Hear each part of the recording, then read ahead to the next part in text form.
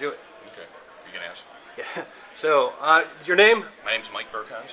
Mike, what did you think about today's forum? Well, I knew coming in pretty much what would happen, but to me it's disappointing because it was a very bad sample of what the community really feels. Just to give you an example, in the Cranes report that came out Monday, 20 of the 43 companies surveyed said JumpStart's assistant was not that valuable. If you looked at this room, it wasn't quite that. I mean, it was definitely a room packed with JumpStart supporters. It was definitely a room packed with JumpStart supporters, and I don't doubt that they all were JumpStart supporters, but when you've had $60 million to spend over 6 years, you're going to have a room full of supporters. It's not to say that they haven't done some good. Our point is to say the money could be spent better, could actually be making more of an impact. There's a $3 million that go into investing in companies and 10 that go into overhead and services. And to me, almost all of their impact comes from that $3 million. And my belief is we can get more impact if it was reversed. There's a lot of groups in this region that offer services to entrepreneurs and startups on a $500,000 budget. So if you gave that $3 million in overhead and services and more to investment in companies, my guess is we'd have tremendous and more impact coming out of this. And what do you think about the jobs numbers that they're saying? Do you have reason to doubt those? I don't have reason to doubt those. I mean, this is one of the frustrations is the way this forum was. We know. I mean, we brought up the specific points of why they should doubt them.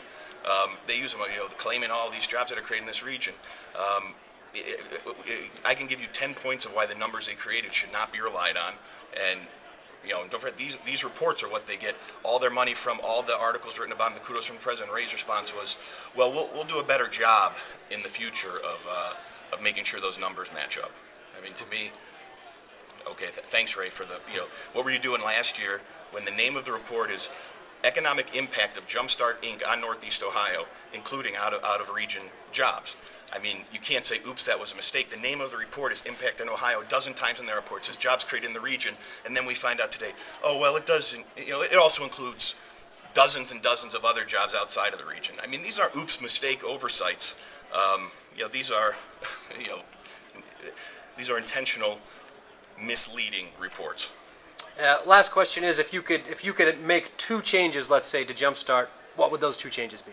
Well, one, I think before you can even suggest any change, you actually have to understand what they've accomplished. So the one thing would be, one, it's not just how many jobs these companies have. It's have a real idea what percentage of those jobs they're actually responsible for creating. There's no doubt it's in some cases it's 100%, in some cases it's 5%.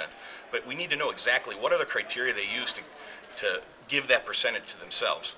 So one, this first thing is try to understand and get a decent idea of what they're actually responsible for creating.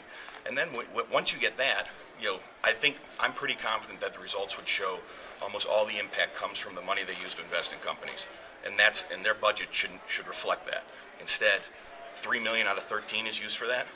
So, my second point is what I guess my first point is going to lead us to believe is that when we actually see the numbers, we'll have a more accurate idea. And 2, when we see them, we'll realize where the impact's coming from.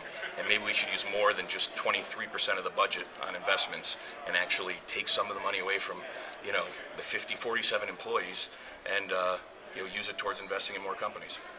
Thank you. Thank you.